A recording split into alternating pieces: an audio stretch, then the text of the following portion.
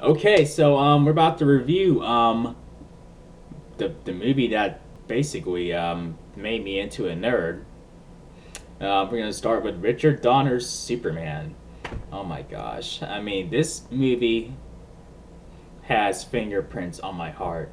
I mean, from from when I was younger when I watched it, and throughout the years that I watched it, I just enjoyed it more and more and more and more. It stays in your heart, and it's for definitely a true superhero fan would appreciate it, and a true Superman fan would also appreciate it. And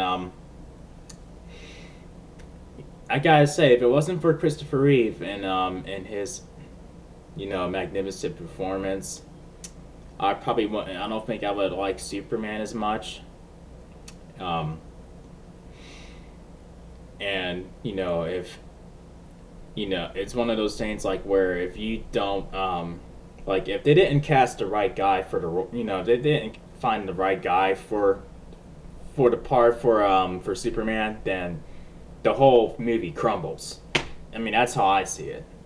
I mean, it's a strong ensemble cast, but if you don't have the perfect guy, the perfect Superman, the actor that fits the build, then all that doesn't mean shit. So this movie worked out very, very, very well, and also what I did well. This is like the first time that Superman was really brought to life, and this is the first time where both Superman and his alter ego Clark Kent can be separate from each other. Like where you're like, oh, okay, I can see why nobody would suspect that he's Superman because the way he acts when he's Clark Kent and the way he acts when he's Superman. Like especially in this first movie where he keeps those identities separate from each other and they don't slide into another. Well, maybe once in a while, like when no one's around and then he looks at the audience, or whatever, and then so it's pretty damn cool. And also I also loved how in the opening scene where they introduced General Zod. I remember when I was little, as they were banishing him away in the Phantom Zone, I thought to myself, man, I hope we see him again. That would be cool to see him and Superman duke it out. That's immediately what I thought when I was younger, when I first watched that movie. And then oddly enough, and then in the next installment and the sequel, I got my wish. So I was really happy about that. And I mean, yeah, it does have its flaws, like you, like giving him like a superpower that he really doesn't have. And also when his father Jor-El told him that it's forbidden for him to interfere with human history, and then when he's about to do that at the end of the movie, he hears it echoing in his head, like it's trying to hold him back. It's forbidden for you to interfere with human history, and that's exactly what he does. And here's the thing: throughout this franchise, I mean, like in the final cut, um, we don't know what the consequences were. Like basically, in the franchise, there was no consequence from him doing that exact thing. It's like okay, everything's back to normal, da da da da da, but we can't, I mean, like I'm just gonna briefly talk about General Zod. We can't really say General Zod's the consequence because the only consequence from that is because he threw a nuclear bomb into space, and he threw it. That's when he threw it like to where they ended up, where that prison ended up being in space. So that's what broke them out, not Superman interfering in human history. So, I mean that's a little weird. Like that. I mean, I think there was a time where they were gonna use that, like for Zod breaking out of the Phantom Zone as an end credit scene, and that would be the consequence. But I guess they changed it over to a nuclear bomb breaking him out. I think it would have been better, like if Superman interfering in human history broke him out of the Phantom Zone. But I just I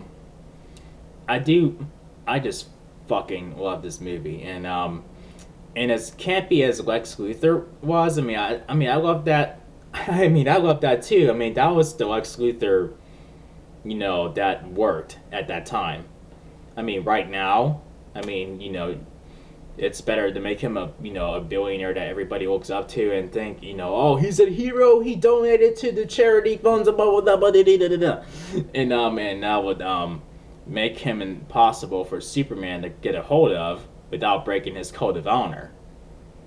And so, but and it just makes more sense that way. Rather than him, to be like a wanted fugitive. You know what I mean? Because if he's a wanted fugitive, then yeah, you're screwed. This godlike being's gonna, take you in the police, and then there ain't gonna be shit you do about it. But yeah, the plot doesn't really matter, like, as far as after he becomes Superman. It's basically we see his origin story, and then we see him learning his origins, and he becomes Superman, and then he comes across Lex Luthor, and then he and then he interferes with his plans, his plans that can kill thousands of people, or billions, as he would like to refer to, billions of people. So as silly as his plan was, to destroy California, and then make it into his own, like, all Constantine Lex Luthorville and all that shit. But it's this movie's still a fun movie, and it definitely is something, like, it definitely stays true to who Superman really is as a character, and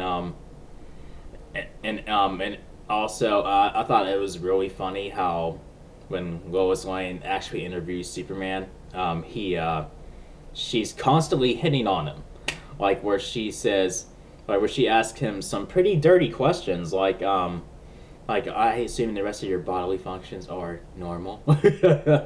Like, what color underwear am I wearing? I just thought that was funny. Like, you're just giving them, permission to be perverted. Oh, that is funny. And also, the only really dumb thing about that interview is when he told Lois that he can't see through lead. I would have quickly told her, like, this is off the record. I have a problem seeing through lead, but please let that be off the record. So but anyway, like, the flaws are very minor, and for me anyway. And it's funny how Marlon Brando kept getting the name Krypton wrong. When he gets the name Krypton wrong, no one bats an eye. But people on The Last Airbender, would call Aang Ong. Then everybody loses their minds.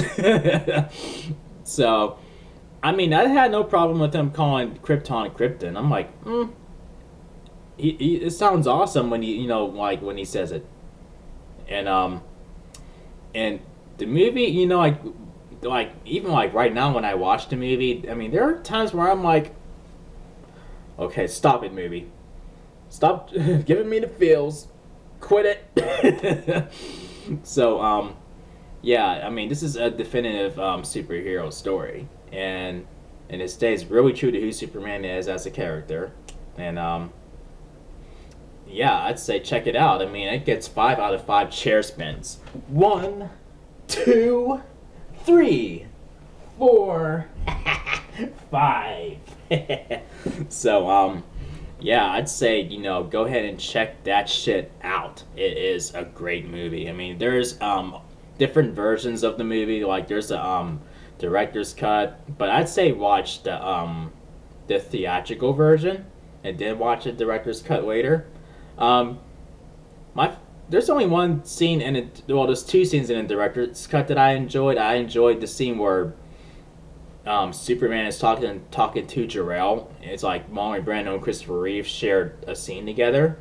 I like that, and I also like when Superman is looking for Lex Luthor's his his lair.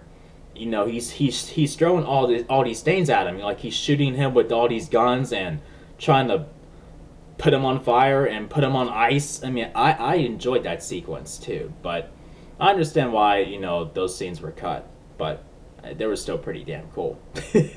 So if you enjoyed my review of this movie, thumb up this video. Make sure you click subscribe if you're new to the channel, and I'll be reviewing Superman 2.